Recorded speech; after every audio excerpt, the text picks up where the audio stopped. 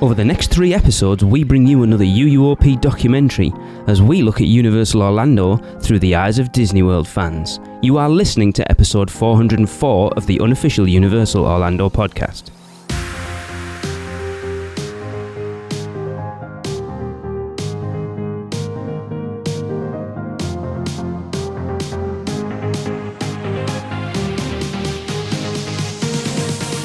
Hey everyone, welcome to the show. I'm your host Lee. Now a few years ago, I took a look at what it means to be a Universal Orlando fan and how it has and does affect the guests that I had on those 3 episodes' everyday lives. I invited 16 guests onto the podcast to talk about their memories, visits, the impact Universal Orlando has had on them, and much, much more. So please go back and give them a listen. They're awesome. They really are. And that is episodes 226, 227, and 228.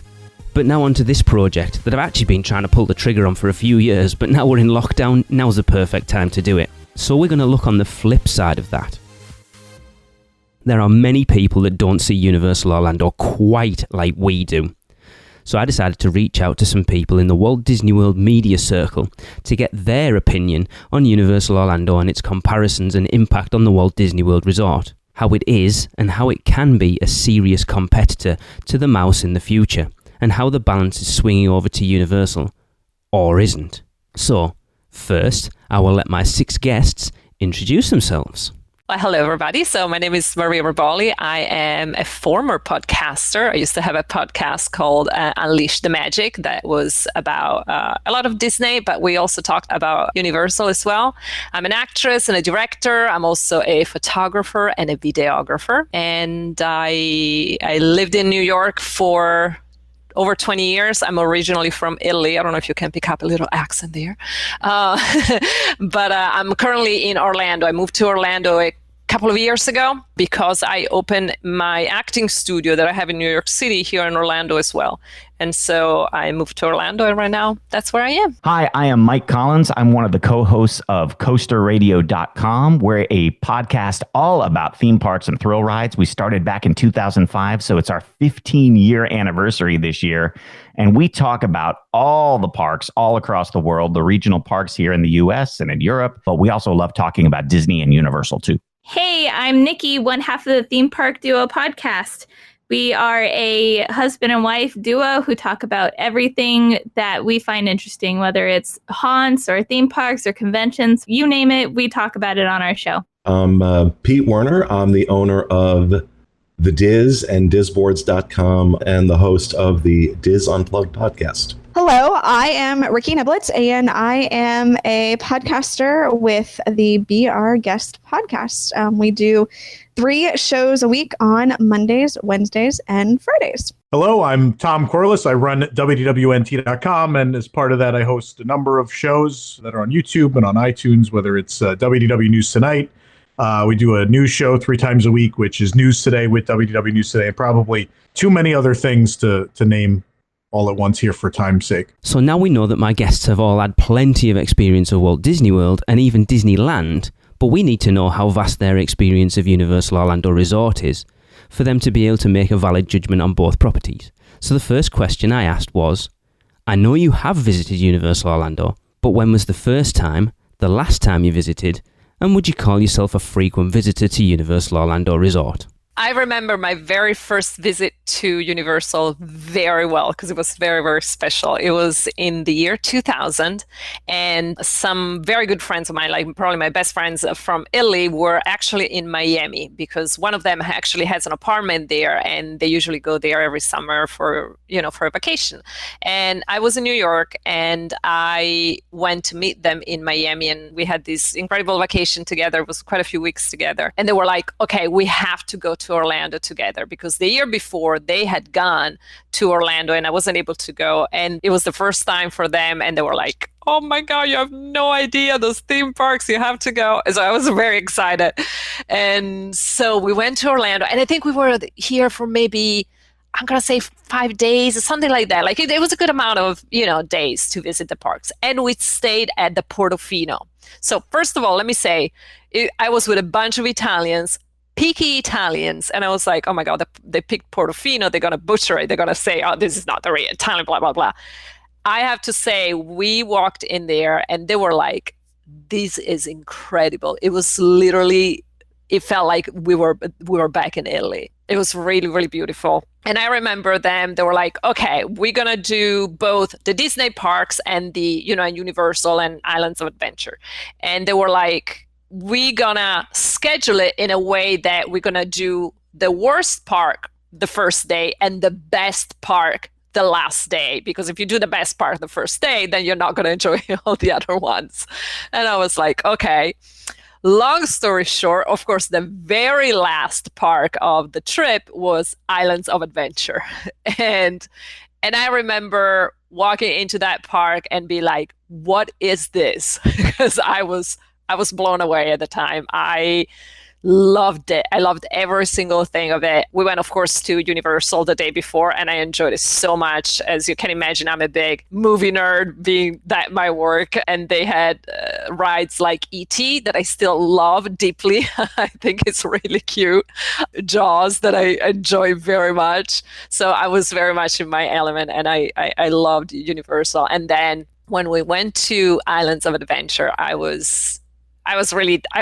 didn't even know what to say. I was just in awe. I was like with my mouth open. I was like, oh my God, look at that. Do you see this? Look at that. I was like literally the child running around.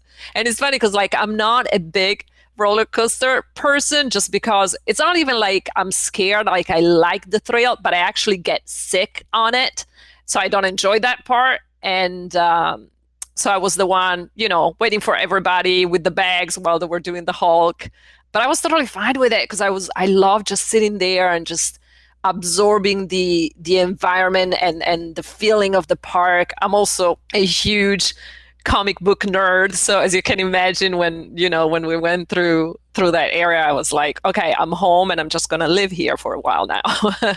And I still remember them telling me, you have to do the Spider-Man ride. And they were like, your life will never be the same after. I was like, okay, you're making a big deal, blah, blah, blah.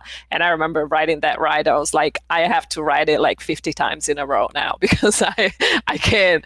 I was just blown away by it. So that was my very first encounter with Universal, and I loved every single second of it. And on top of that, very well, you're there with your best friends. It was just it truly was a magical experience and a magical vacation for me. Now, after that, I came back to Orlando for, to go to the parks. Probably was like 2002 or 2003.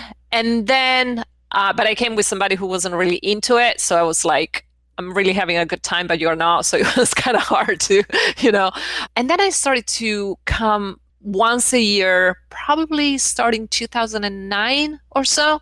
And at the beginning, I remember I went to a hotel off property, but near Universal, because, I came for maybe, a long weekend or something like that. And so I went to Universal and Islands of Adventure. And then I added for like maybe half a day, I went to Magic Kingdom. The year after, I was like, well, let me try a little bit more Disney as well. And so I started to venture out in Disney a little bit more. And I stayed at their hotels as well. And I enjoyed it.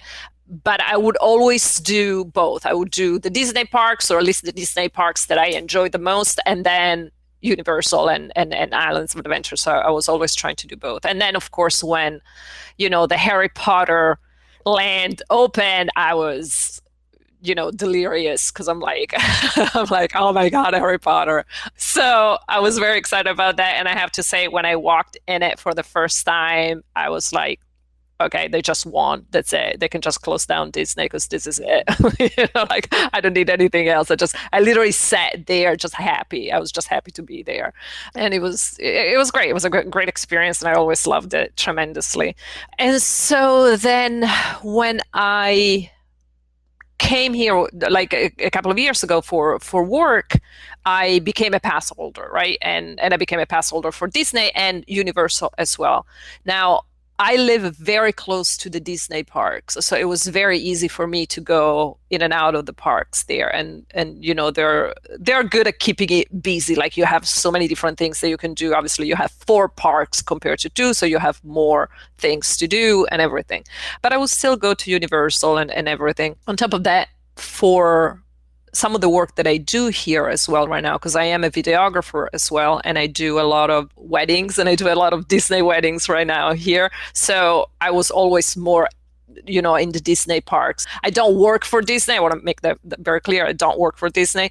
I work for another company that it's Perfect Sky Productions, that it's one of the preferred vendors for Disney, but we're not with Disney. But so at the end of the first year that I was a pass holder, I renewed the one for Disney because, I knew I was using it, and then I also needed it. And then I didn't renew the one for Universal because, it was a moment like I was trying, you watch out for money a little bit. And I was like, I'm not going as often as I wanted to go. My boyfriend didn't have one at the time. And even though I love going to the parks by myself, I have zero problems doing that. I was like, I want to experience it also with him. And funny enough, I was about to renew it right before the madness of COVID-19 started. And so I didn't renew it. And so it's been a while since the last time I was at the parks there. I can't remember. I gotta be honest, I don't remember the exact date that I was there for the last time, but it had been a while. But I was missing it. I was missing the spots in the parks that I really love, from E.T. to Harry Potter. So yeah. Well, I remember the very first time I ever went to Universal Orlando, and it was back when it was Universal Studios Florida, and it was back in 1991. And I lived in the Washington, D.C. area, but one of the things that we would do in high school is take a yearly trip down to Orlando. I was in a high school choir, and we went down there for competitions. And so one of the cool things that we got to do was actually perform at Universal Studios Florida. And then after that, they would give us an entire day in the park. So I got to do that in 1991, 92, and 93. And it was so great because that was sort of the early years of that park. I remember seeing a gigantic sign saying Back to the Future, the ride is coming. And they had Doc Brown up on a big billboard with an actual countdown clock. And I remember being there and seeing it was like a year away, and just I could not wait to go back and ride Back to the Future, the ride. So my senior year of high school, it was open. And that to me was easily one of the greatest theme park experiences ever. Just getting a chance to, because Back to the Future is one of my favorite movies of all time, might be my favorite movie of all time. And to actually get a chance to ride that movie was incredible. So I have such great memories of that time. Even though I grew up as a Disney fan, my very first theme park experience was going to Walt Disney World when I was 10 years old. But there was something about Universal that I really liked because it was this immersive experience into the movies. And I thought that was so cool. So I didn't get a chance to go back after 1993, I think, till Islands of Adventure opened in 1999. And by that time, I was a huge theme park fan in general. And I just heard about all of these innovations they were putting into that park and all of these technologies, even shows like Poseidon's Fury with, the big water tunnel. That's something I wanted to see. I wanted to experience that. Plus the roller coasters that were there, Dueling Dragons. I mean, that was just something you'd never seen before in your life. And I loved the stories of the technology they were using to weigh the trains before they went off so that they would have the perfect near collisions. All of that stuff I wanted to see. So that was 1999 when I got to go to Islands of Adventure. And then, what I found is that as I've gotten a little bit older, I find myself kind of gravitating to Universal Orlando a little bit more and more. And the last time that I went there was last October of 2019, to go to Halloween Horror Nights. And this will surprise people because I always talk about how much I love the Disney parks, but I didn't go to a Disney park on that trip. I stayed at Universal Orlando at the Royal Pacific. I did not leave the resort. I stayed there the entire time because I was just having so much fun. I love City Walk. I love Universal Studios Florida and Islands of Adventure. And I just love what they've done there. I spent some of the time I was there just riding the water taxis back and forth and visiting the other hotels. So that was a first for me of going to Orlando and not visiting Walt Disney World. So I know my first visit and I know my last visit because I've only been twice. And so I guess I would not call myself a frequent visitor, but that's only because I live in California and, trips are expensive. So my first visit would have to have been I don't remember the year, but I know it was right after the Wizarding World of Harry Potter opened in Orlando. And it was very new because literally it was still when people were like rushing there, just like a mad dash, to the back of the park. And this was a trip that I took out to Orlando with a friend and her family. So I was just tagging along. So it was a Walt Disney World trip. And then with a special stop, the first day stop was the Wizarding World of Harry Potter at Universal because it hadn't opened in California yet. They were still constructing it, or, it wasn't even a thought in California yet. So we were like dying to go to it. So that was basically it was the highlight of the whole trip, even over Walt Disney World, because we spent the whole day in the park, and mostly, we rode like Forbidden Journey like 4 times, and we just sat there and kind of took it all in. And then we ventured out, to the rest of the park, and we went to, like Marvel Superhero Island and all that. But honestly, if I'm being honest, I don't remember much of that trip other than just being in Hogsmeade. And then my last trip was when Gabe and I went for Halloween Horror Nights 27. And this was what I would consider my first real trip to Universal Orlando, because, it was like a goal to like take in the whole park and take in everything. We'd already done Hogsmeade, Diagon Alley was all new and all that. So that was still super exciting, and taking the train back and forth. But this was our first trip that was dedicated specifically to Universal Orlando. And so that was just so much fun. We showed up, we went to Halloween Horror Nights the night we showed up, and then the whole next day on very little sleep, we did both parks, park hopper. We took the Hogwarts Express back and forth, and we just had like a whirlwind trip. It wasn't as long as we would have liked it. We literally did it over a weekend. So if next time we go back, we're definitely going to spend more time. But yeah, those are my 2 experiences. And so we're not frequent visitors just because of where we live. If we were closer or had, tons of money, we would definitely be frequent visitors. That's a no-brainer. I do remember my first visit, because you had like 7 questions in there, but I do remember my first visit, and it was one of the first trips I want to say it was probably 1993 was the first time I went to Universal. And at that point, of course, it was just Universal Studios. There was no Islands of Adventure, no City Walk, no hotels. It was just that park. And from that trip on, it became a must-do. Anytime I came to Orlando on vacation, I had to carve out one day. At that point, that's all you needed at that point. I had to carve out one day for Universal. I always loved it. From the first time I went, I've always loved it. Do I remember my last time there? No. It's been, well, it hasn't been this year yet. But then again, I only had a couple of months this year where I could have. But I want to say it was probably in spring of last year that I was over there. But as far as being in the parks, I'm over at the resorts and City Walk more often. The resorts at Universal, in particular, Portofino Bay. Portofino Bay remains, to this day, my favorite resort in Orlando.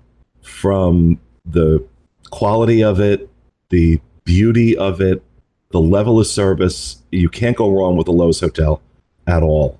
Lowe's hotels are so incredibly well run. And so, yeah, I eat over there a lot. I'll go hang out over there a lot. But as far as in the parks, it's probably been about a year.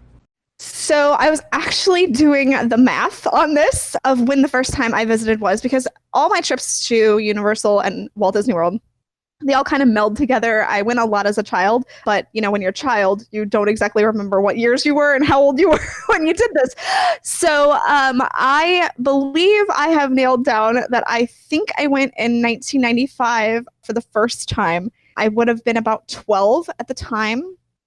I think somewhere around there, because I remember visiting when Back to the Future was open. I remember being there when Confrontation was there. So I remember the smell of the banana breath. That's one of the things that I absolutely is stuck in my memory. I also remember being terrified of the big giant scary gorilla, by the way. I remember Earthquake. So I remember getting to experience that. And one of the the most odd things that I remember experiencing was the Psycho experience, which again, as a 12-year-old, that's my first experience with Psycho. So that's like terrifying as well. So I definitely had some very interesting first experiences of being absolutely terrified at Universal. But the last time I visited was actually, ironically enough, Halloween Horror Nights this past year. So I would definitely call myself, as time has gone on, a more frequent visitor to Universal Orlando. It has grown in my psyche, and my love for Universal has grown as time has gone on. So while I may have been terrified of Universal as a child, and I still am terrified of things like Halloween Horror Nights, my appreciation and love for Universal has grown over the years for sure. The first time I went to Universal Orlando was probably the opening year. Yeah, definitely. We definitely went the opening year. I probably don't remember because I think I was 3, maybe even less than 3 the first time we went. But yeah, I mean, we used to go every trip until 1999. We went, and if not every trip, every other trip, but at the very least once a year, if not twice, to Universal. And I loved it as a kid. There was a lot of things in that park, I think, that spoke to me, or maybe even because I saw them in that park, I fell in love with them. And I'm a lifelong fan of Ghostbusters and Back to the Future and Jaws, 3 movies that I think define me in a lot of ways. And it all goes back to the park. And I love that there's a Back to the Future ride. There's a Ghostbusters show and King Kong was fantastic. E.T., the Hanna-Barbera ride, which everyone seems to forget, which was really, really amazing. They had a lot of great stuff, and I loved going early on. And I think we kind of got turned off of it when we did Islands of Adventure the first time in '99. We really didn't like it. I think the Jurassic Park ride was a huge disappointment after seeing Countdown to Extinction / Dinosaur. Animal Kingdom, where like a Carnotaurus chases your car. I don't know, like a T-Rex coming out of a wall, with a curtain neck. I just was disappointed because I felt like I remember going to the preview center and everything for Islands of Adventure, and it was like Jurassic Park was the centerpiece.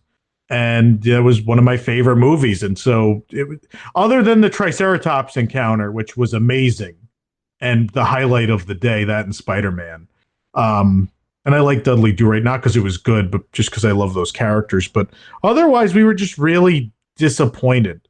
And so we stopped going, and I didn't go again until 2009. I knew some people who worked for me also worked at Universal.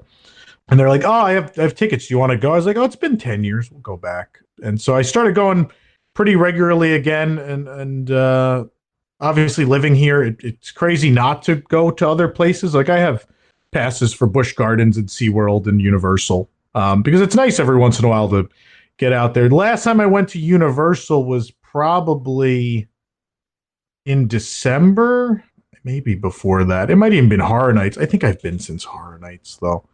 I don't know, but I try to go once a month, once every other month. During Horror Nights, I mean, I typically go between 15 and 25 nights of Horror Nights. So that's like my Universal season. But otherwise, like I've been on Hagrid's a couple times, and I've been recently, and it's nice to go other places. You can't just go to Disney all the time. So I have my annual pass, and I go once a month or once every other month at least. So moving on, we can now look at this deeper, knowing that my guests have a wide knowledge of all facets of Universal Orlando Resort and Walt Disney World Resort. This allows us to begin to ask them to compare and contrast the two resorts.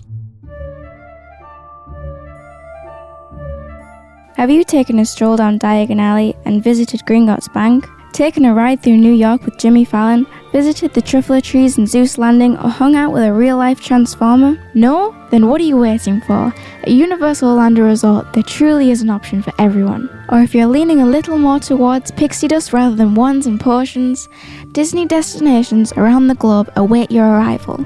No matter the adventure, our sponsors have you covered.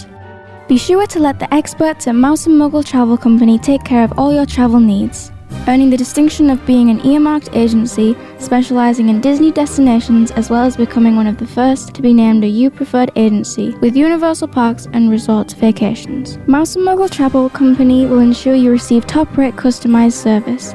Just visit mouseandmuggle.com to fill out a non-obligation quote request, or send your request to info@mouseandmuggle.com. Their team can take care of you no matter where in the world you go. With a flick of their wand and a little bit of pixie dust, the process will be so seamless, some might even say it's simply magical. Now, we here at UUOP and the vast majority of our podcast family immerse themselves in Universal Orlando as much as we possibly can. You know, I have this podcast. You can't immerse yourself much more in it. But it doesn't just affect my daily life, it affects their daily lives too. But what is it that Disney World does better in its Orlando parks and keeps those Disney fans craving more and leaving them feeling indifferent to Universal Orlando? Now, one of the things I considered when putting this documentary together was nostalgia.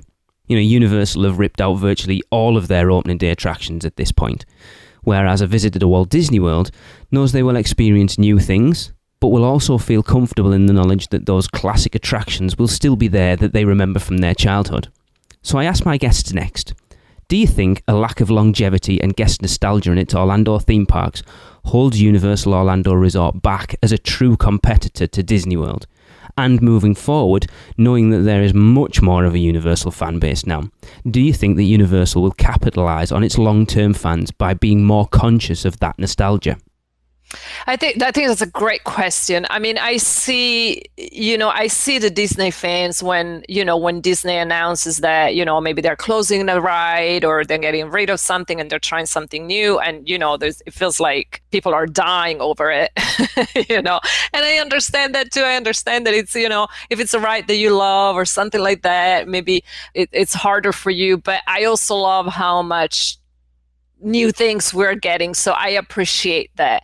I think Universal is so different from Disney. And I think that's what I also love about Universal. When it comes to nostalgia, I personally maybe miss a few things from Universal and Islands of Adventure, but I think their strength right now would be to just really obviously improve what they have and expand from there. I think they have a lot of great things. I think the parks need a little bit of zhuzhing up a little bit for Universal and Islands of Adventure. Same way some of the Disney parks you needed that. Like Epcot needed some major zhuzhing up, and they're doing it.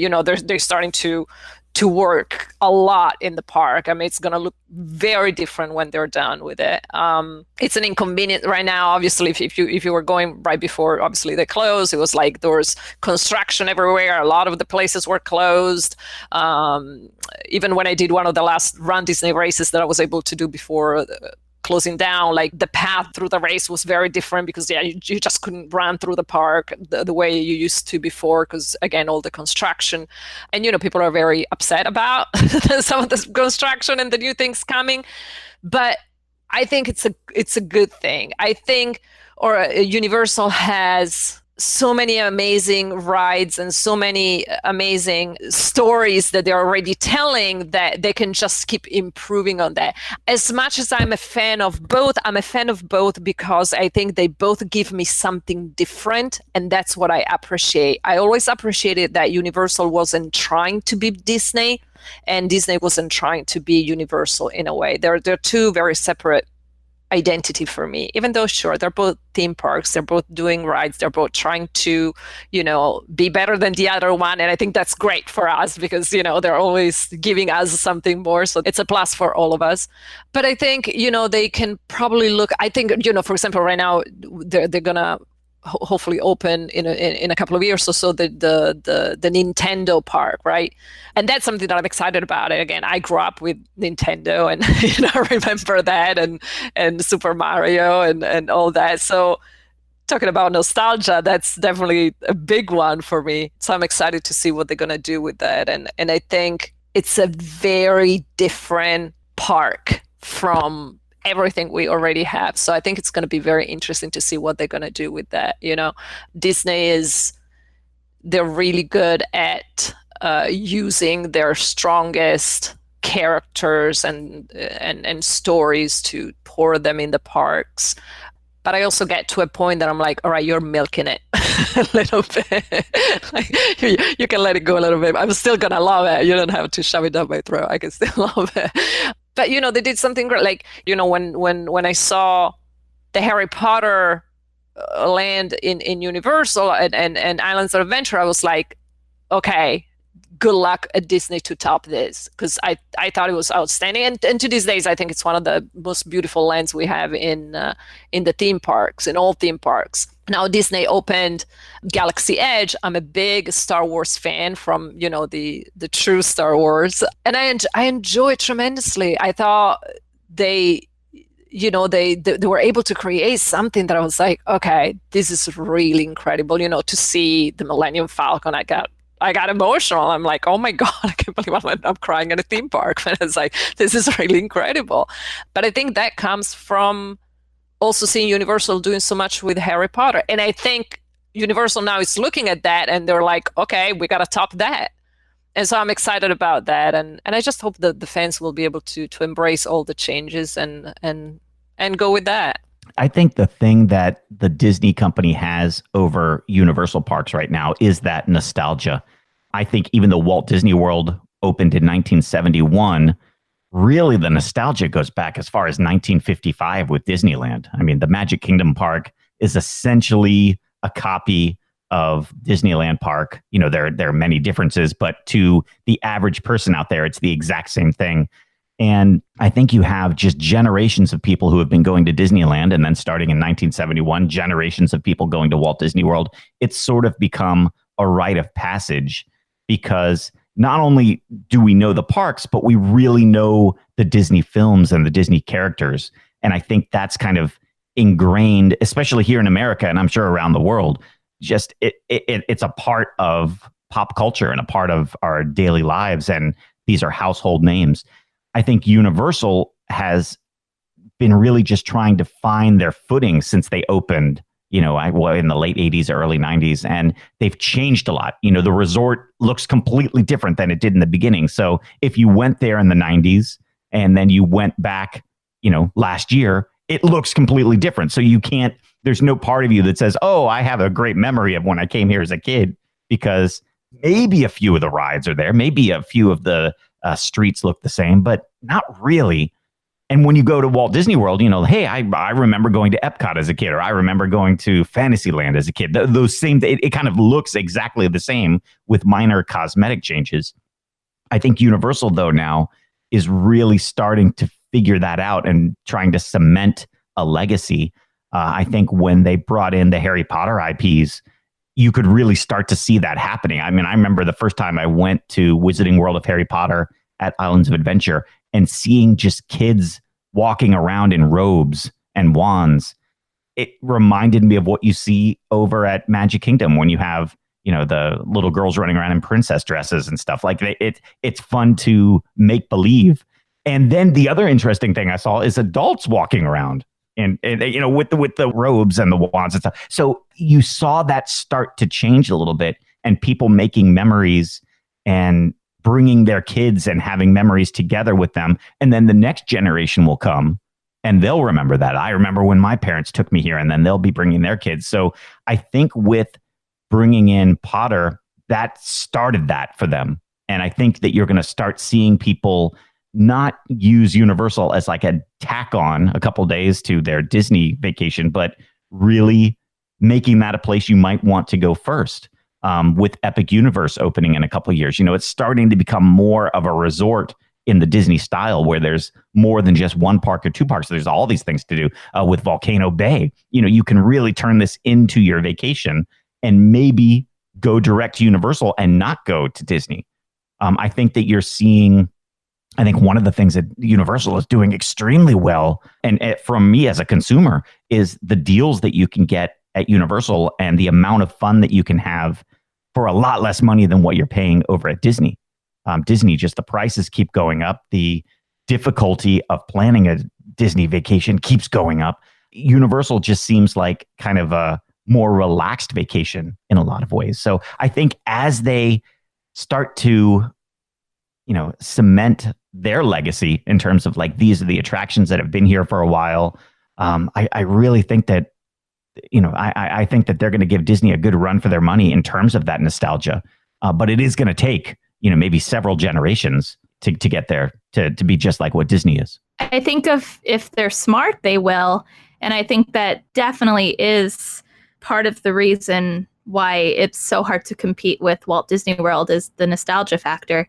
And I think that even more so coming from a perspective of a Disneyland girl, growing up with Disneyland, that nostalgia is even like deeper rooted, for me, it's always been like, oh, I have to go to Walt Disney World. I have to go to Walt Disney World, and it's this thing that's, it's hard to even describe like what, it's just like ingrained in you, it's like Disney, and Universal doesn't have that yet. And I think they are starting to build that in Orlando, and I feel like they really, really should keep that momentum going. And I think they're starting that with Harry Potter. And I think with Harry Potter, they struck gold, with the nostalgia factor. And I think they just need to keep that ball rolling, add in more IPs in a very thoughtful way and in a long-term way to get that nostalgia factor out of people. I don't know that nostalgia is necessary. I mean, they've been around long enough that, because they're about 30 years almost that Universal's been here. So, I mean, they've had enough time, not as much as Disney World, but I think there is some nostalgia. Like I said, I went for the first time in, I think, 93. I have nostalgia every time I walk in to that park. I still remember the first time I walked into Islands of Adventure, and I still feel very nostalgic when I go in there. The same way I do when I go into Epcot, Hollywood Studios, or Magic Kingdom. I leave Animal Kingdom off that list because it's my least favorite park. But I don't think it's the nostalgia. I think the problem that Universal has had is that for many years, it changed to owners like we change underwear, okay? Every 15 minutes, there was somebody new in there. And every one of the owners just kind of looked at it as a potential cash cow. And that's how they treated it until Comcast. Comcast, they came in and they saw it. They saw the possibilities. And look what has happened to Universal since Comcast took over. Look at the expansion. Look at the money that has been poured into it. Look at the increase in the level of customer service. So what you're starting to see where Disney fans, because I remember, and Harry Potter really, Wizarding World of Harry Potter really changed. That was the game changer. I remember prior to that, I would do shows to my Disney audience about Universal, and they hated it, right? They didn't want to hear about Universal. Universal was, the redheaded bastard stepchild. And they didn't want to hear about that because Universal was dirty and Universal doesn't do this. And Universal isn't for kids, and blah, blah, blah, blah, blah, blah. Then Wizarding World opened, and that started to change. And then Comcast comes in, and they really start investing in it. And I notice because, when I go to the Disney theme parks, not to sound egotistical, but when I go to the Disney theme parks, it is fairly common because of our show that I'll get recognized and stop, and I'll chat with people who enjoy the show. That happens all the time at Universal now, because what we've seen happen is we also see a lot more split stays where people are doing 3 or 4 days at Disney World and then 2 or 3 days at Universal. So that's not uncommon anymore. That was never the case.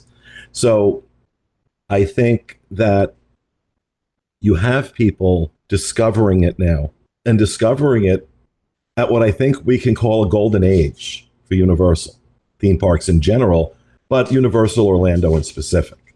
When you have a rich sugar daddy saying, I'm going to give you $200-300 million a year for the foreseeable future to keep building and keep doing new things, and you get the right management in there, which I think they have, look at what happens. Look at what happens. They have taken it much, much further than I ever thought they would. They started digging into market share, Disney's market share, which was Disney's response to that was Galaxy's Edge. But now what's happening? They're building a third gate. And I say a third gate because Volcano Bay is not a third gate, okay? In case you were getting ready to correct me, Volcano Bay is not a third gate. It's a water park, an amazing water park to be sure, but it's a water park. So now they're getting ready to build a third gate. And this is, I said it so many times, this is great for us. I want Disney and Universal to keep slugging it out because we win. Each one of them ups their game to compete with the other one. And we're the ones who win. You know, I think it's very interesting when you compare, Disney to Universal in their nostalgia factor. Disney obviously has it in spades. They've had it, since the 1920s with Mickey Mouse. I mean, that's just inbred in the Disney name. But with Universal, it's really not so prevalent. And in a weird way, I think it actually works well for Universal. You look at the things that they keep tearing out of their parks. And look, I'm going to be perfectly honest with you. I loved Twister. Like, I thought that was a great attraction. But I mean, when they tore it out, I mean, let's be honest, most people didn't know what Twister was. Or if they did, it was this cult classic thing that, again, not a lot of people appreciated. Only the people that really appreciated Twister, the movie. And I am one of them. I love the movie Twister, and I will watch it when it's on TV. But I'm a rare person in that regard. Most people aren't putting on Twister when it comes on. So in that regard, they tear out things that maybe don't have the longevity. They'll have that cult experience, but the things that they take out are things that, they've served their purpose. They've done their time. And I think that it's actually okay to tear those things out. You look at Terminator and taking that out, and really that hasn't really been on a lot of people's forefronts right now. So I think even with the latest movies that they've put out, that's still not really on people's forefront. So I feel like Universal is actually being very smart by putting in things that are more in the pop culture of what's going on right now, and taking out some of those things that are, a little more dated. I really do think it helps them. It breathes new life into their parks. And let's be honest, they don't have a lot of room like Disney does to put in things, to keep things that are nostalgic. I think that if they did, they would have probably kept something like Jaws, but they don't have a lot of room to do that. So they have to take things out that are a little more dated. So in that regard, I really think that Universal is actually doing a very smart thing by taking things out that are a little more dated. I am looking forward to the day that they take out Shrek, and put something new in there, because let's be honest, nobody's busting down the doors for a Shrek movie right now. I mean, I think I heard that they're making another Shrek, but is that something that we really need? I don't know, So, I would expect that would be something that has, sees the wrecking ball sooner rather than later. So I don't really think it's bad, because the things that they take out, they've served their purpose, they've served their time, and now it's time to breathe new life into the park. The amount of Back to the Future and Ghostbusters and Jaws merchandise that still gets made and sold at every major retailer in the world is insane. And so why don't you have some sort of presence for these? I'm not saying you have to keep what was there. I mean, certainly. And I think what they did with King Kong was great. I think it's great that, like, you took out the old ride, but then you looked at it and you're like, oh, well, what about doing something new with King Kong? And all in all, I think it's a fine attraction. It's not the greatest thing I've ever seen, but I think it's fun. I think the animatronics really cool. The ride system is neat. If you don't have to wait an hour and a half for it, I really like Reign of Kong. I have no problem with it. I don't know that they'll capitalize on the nostalgia. There are these little moments of hope. I think the fact that they're doing a Monsters Land in Epic Universe is interesting, but at the same time, I don't know that that's a decision that was made because it's like, well, what do we do for people who love these older franchises? I think it's really just because, honestly, despite being a multi-billion-dollar corporation, Comcast doesn't have a lot of active franchises that you can theme lands around. But I think it does hurt that they don't have those core attractions. You don't have Haunted Mansion and Pirates of the Caribbean and Small World. You don't have those things that people go on, and even first timers, and know like, oh, I've heard about this attraction a million times. It's world famous. There's inspired a movie franchise and all these things. You don't have those at Universal, which I think hurts. I think everything's just like what's recently a hit. And you forget that people around the world know those movies. They never go out of style. You know, Jaws, Ghostbusters, Back to the Future, King Kong, those things never are going to leave the public consciousness. And so I think it's good to have a balance. You want to have something for everybody. And I think that's the one problem they really have, is I think they draw that younger crowd, you know, up to age 30 really well, because they do have that stuff that's important to that generation. I just don't think they have a lot of stuff that means anything to people beyond that. I think once you leave like the generation that grew up reading Harry Potter, you have some problems. I think people older than that start to disconnect a bit from Universal, just because there's no presence of those things that they know. And again, it's not like these 30 and under people don't know Jaws and all these other movies. So I think it would be good to have a little bit of everything. You have your old stuff, your new stuff. And I think that's what works at Disney. I think Disney is this mix of things that are timeless and then, you know, new attractions. With the March of Time, you do obviously have to add new things, but you should also keep things that mean something to people.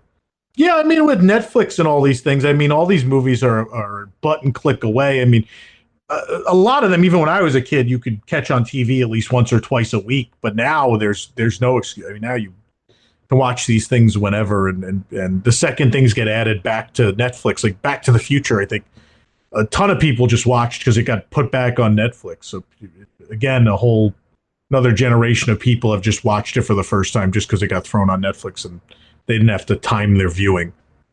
We've discussed on the podcast for many years now how the guest service and the experience this creates has got far better at Universal Orlando Resort than it ever used to be. Even to the point where, in many cases, we feel they've stepped above Disney in offering better customer service, one-to-one interactions, and an overall superior experience. We're hearing more and more that people want to work for Universal rather than working for Walt Disney World being their dream job. So the next questions I asked my guests were, in your experience, do you agree that Universal have stepped above Disney in guest service and experience? Or do you think that Walt Disney World still sets that benchmark? I think it has stepped up tremendously. I think it has changed tremendously. I think their cast members are fantastic. And I have so much respect for everybody working in both theme parks. Just to think about what they have to go through during the day when it's like 100 degrees here in Orlando, wearing those uniforms that whoever designs those for each park, they hate people because it's like, you can't put somebody through that, please. And having to deal with guests, asking them 1,000 questions in all different languages and all that. So I have so much respect for people working in the park because it's very, very hard. I think it has stepped up. I haven't had personally an experience that I was like, okay, blew me away. And I had probably a couple of more experiences that I was like, all right, I get it. You're having a bad day, but it's not my fault. It happened to me a couple of times. Did it make my experience worse? No, it didn't. Because honestly, I was like, you know what? I get it. I feel bad for you. I wish I could do something for you. So and it was never anything that they were rude to me or anything like that. It was just like, I could tell that they had enough that day, and it showed. Disney definitely, they put a little bit more sugar in their coffee. They're a little bit more, hey, but it's great. It puts a smile on your face, and I appreciate that, and I appreciate their hard work that they put. I think they're still really great at customer service at Disney. Again, I think it's also like a different kind of experience. It's two different parks. I don't know.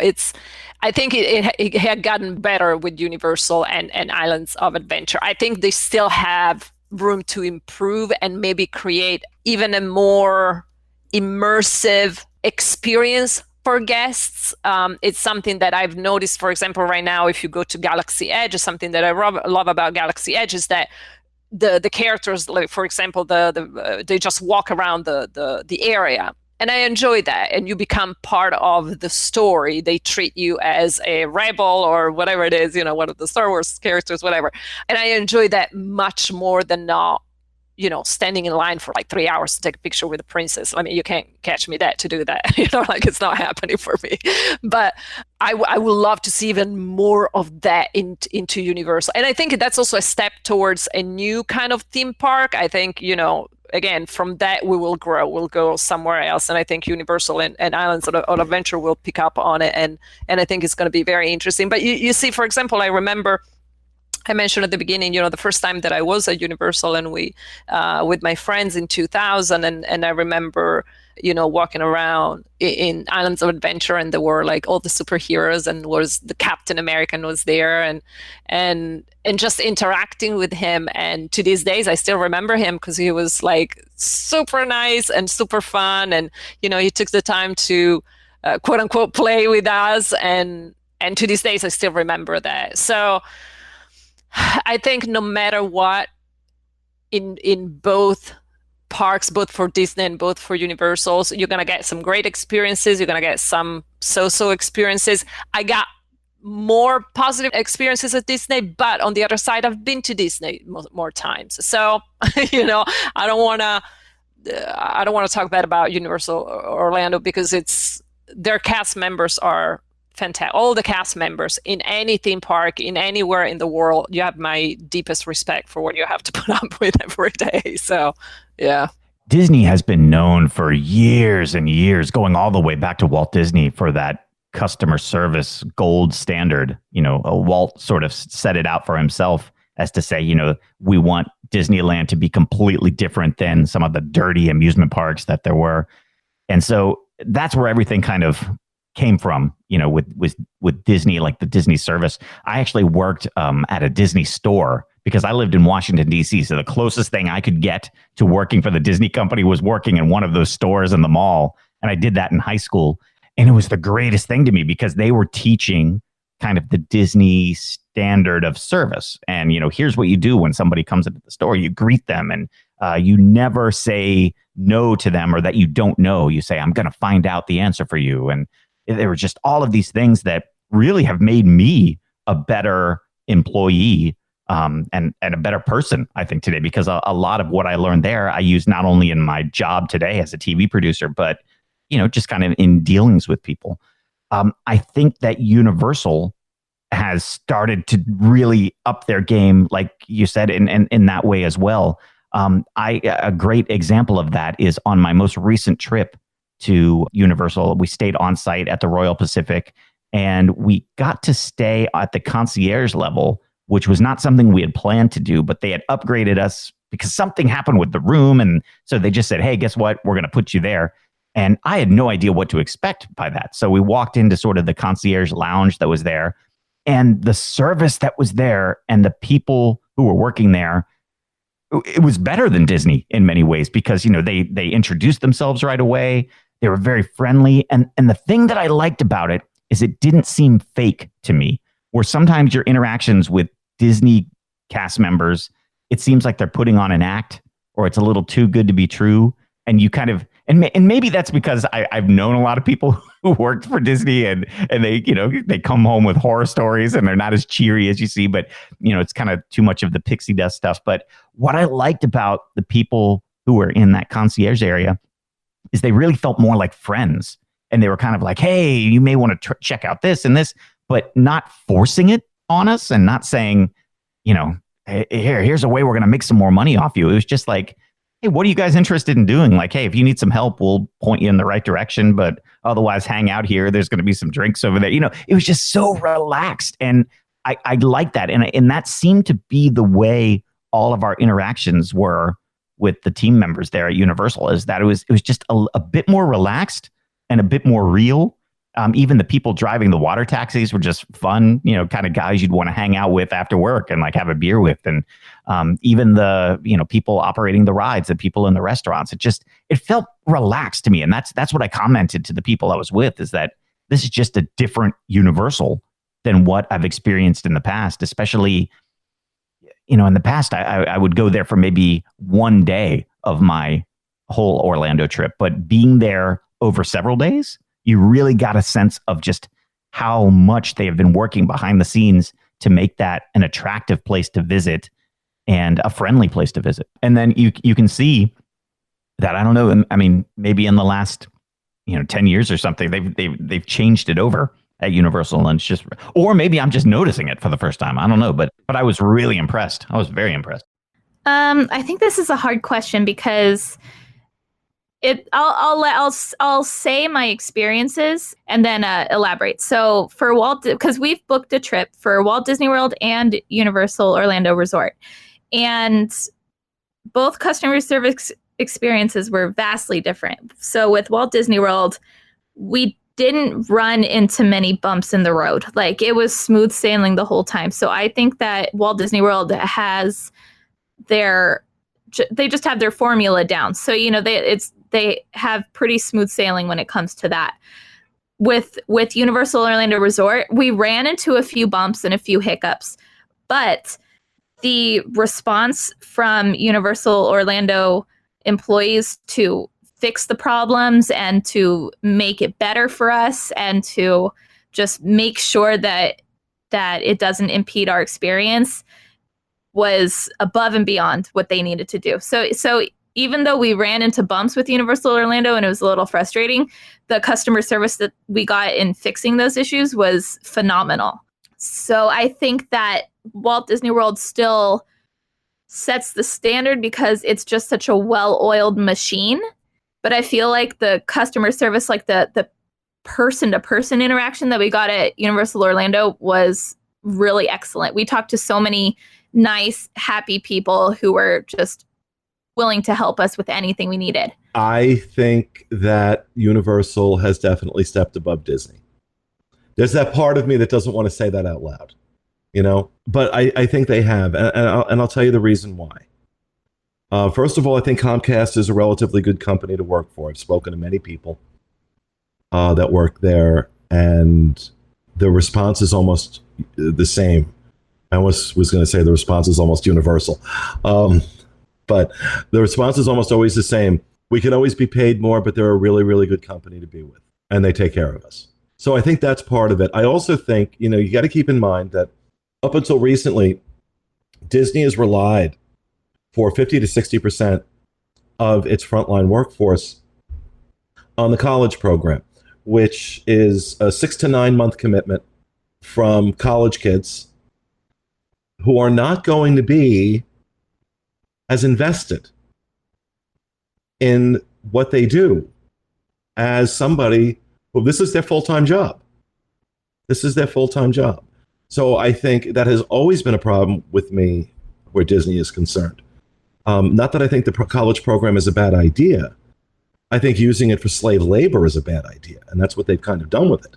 And you cannot expect, because and just pay attention. You remember back in the 90s how the narrative, when Eisner was in charge, remember how the narrative everywhere was Disney service. Disney service, Disney service. They went out of their way to trumpet that. They don't do that anymore. They don't do that anymore. You don't hear it marketed the way they used to market it because they can't live up to it. Now, I'm not saying that the service at Disney is horrible. It's not. But I think you have team members at Universal who are invested in it, that they're a part of it, that they feel a sense of ownership more so than you do at Disney, because you're not going to get that investment at a temporary help. You're just not.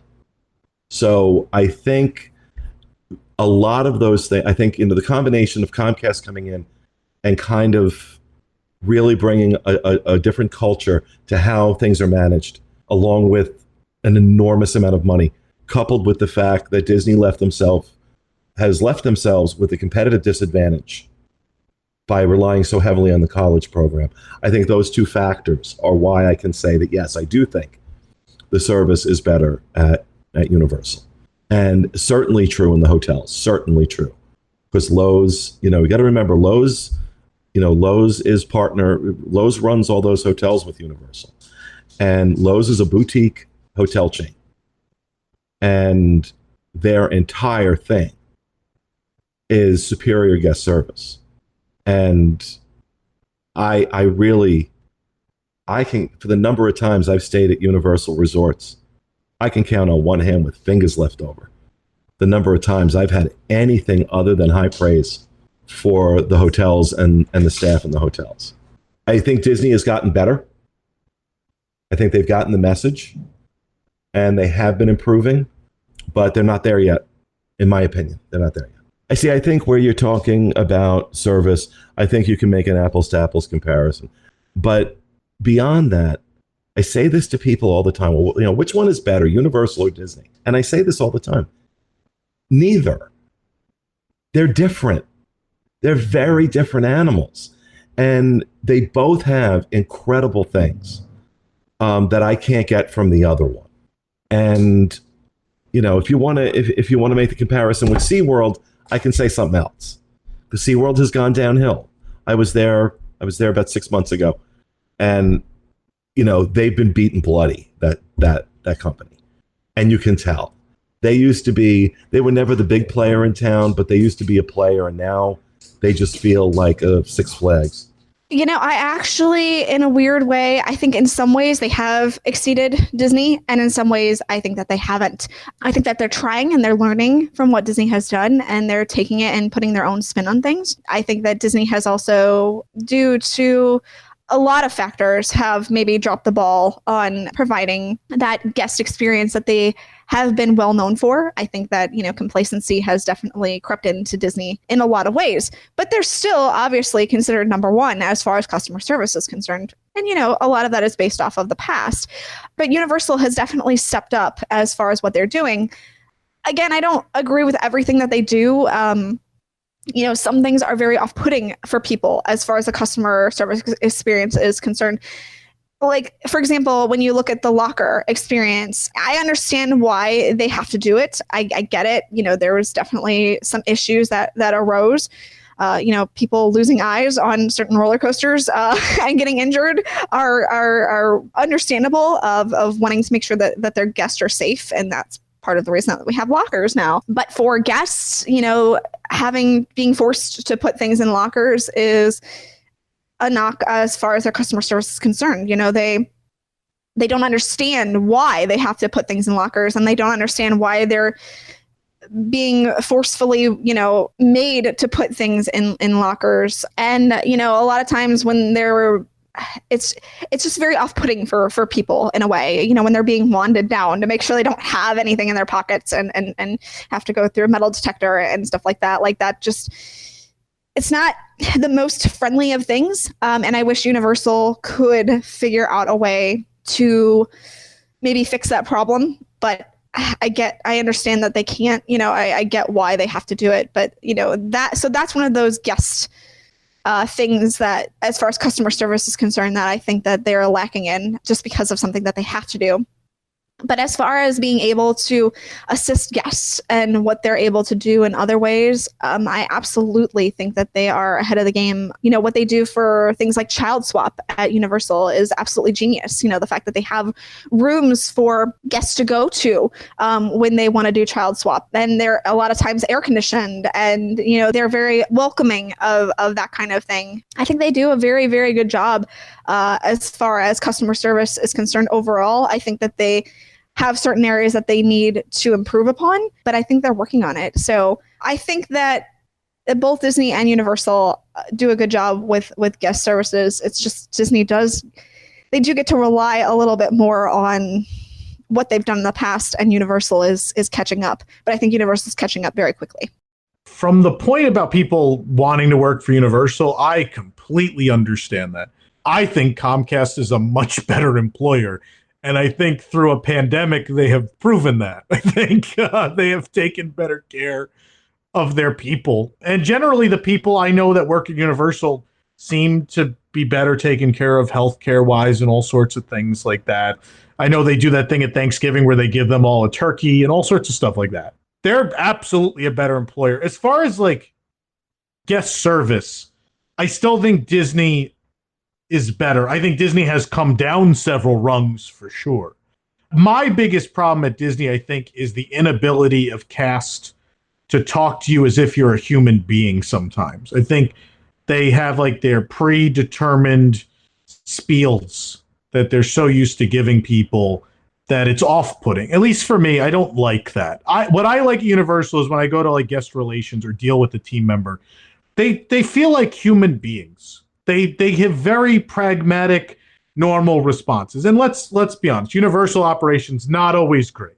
They're not always great. But the thing I love is the team members will just be like, yeah, that's pretty bad. Let me fix that for you. And I appreciate that. I appreciate like that level of honesty that's like, yeah, you're right. Like, that's kind of nonsense. I'm going to do this for you. And then the problem is solved. And I feel like anytime I've had ticketing problems or other sorts of problems or even like food quality problems, like they've always been willing to go and fix them with not even an argument. And yeah, I usually just go up and be like, hey, I ordered this food. It's very bad. I'm sorry. Like, and they'll take care of it. Kind of. That's happened once at Monsters Cafe.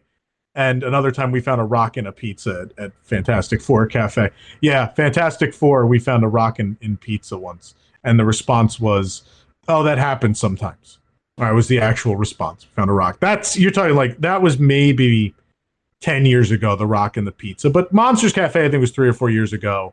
And just everyone at the table was like, this doesn't seem like it's cooked right. And they just gave us our money back, but they also gave us like an additional like $25 to use at any restaurant. And that I felt was the proper response. And I really appreciated that. And of course, we then spent our money. We gave that money back to them at a different restaurant with a much better experience. I think we went to Cowfish or something, which is where we should have went in the first place, knowing Monsters Cafe, but it was close. So I don't know that Universal in training is better at guest experience yet, but I just appreciate there's more of a willingness to fix situations. I think when you run into a manager in a park at Universal, I think they're just more understanding and more willing to fix the problem. So on some days, yeah, but I think all in all, I think Disney has built such a machine of guest service that it's hard, even when it's come down several rungs, it's hard for other parks to catch up with them. But I think on a case-by-case basis, there are certainly team members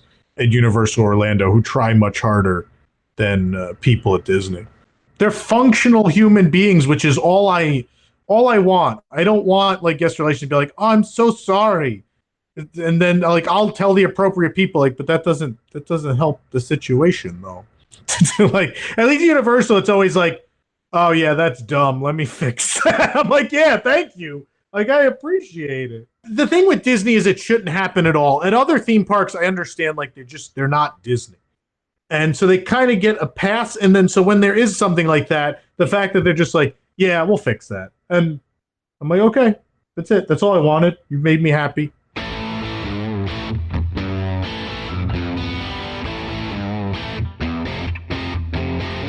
Sorry to cut it off there, guys, but that will wrap up episode 404 of the Unofficial Universal Orlando podcast. This is part 1 of my Universal Orlando Through the Eyes of Disney World Fans documentary.